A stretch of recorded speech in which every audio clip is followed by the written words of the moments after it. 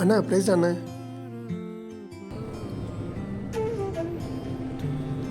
பார்க்குறேன் நம்ம ஊர் தான்டா, அப்படியே தான் இருக்குது, எந்த மாற்றமும் ஆகலை. என்ன அப்படி பார்க்குற?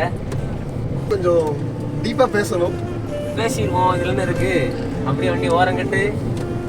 என்னடா என்னாச்சு?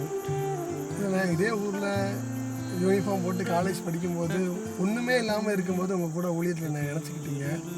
உங்கள் கூட ஊழியத்துக்கு வேகமாக ஓடி வரும்போது அவன் உன்னை வேகமாக எங்கேயோ கூப்பிட்டு போய் உன்னை வந்து மோதிடுவான், இந்த ஊழியம் வந்து நிற்காது உடஞ்சிடும்னு சொல்லிட்டு எத்தனையோ பேர் அவனை பற்றி பேசினாங்க.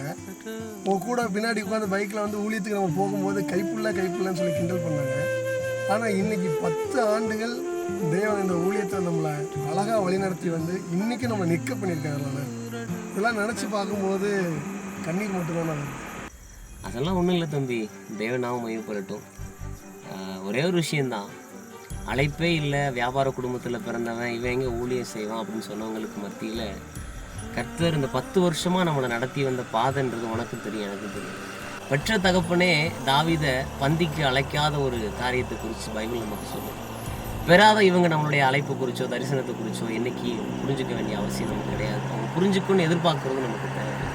ஒரே ஒரு காரியம், நம்ம போக வேண்டிய தூரம் வெகு தூரம், அதை மாத்திரம் பிரயாசப்படுவோம், அதுக்கு மாத்திரம் ஓடுவோம், சிலுவையை முன்னால் வச்சு போய்கிட்டே இருப்போம்.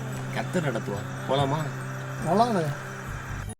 அழைப்பே இல்லை என்று அழைத்து சொன்னவர் முன் அரியணை கொடுத்து என்னை அரசனாக்கினே. நீர் மட்டும் இல்லைனா என்ன நான் செஞ்சிருப்பேன். எத்தனையோ பேரை நம்பி ஏமாந்தும் போயிருப்பேன்.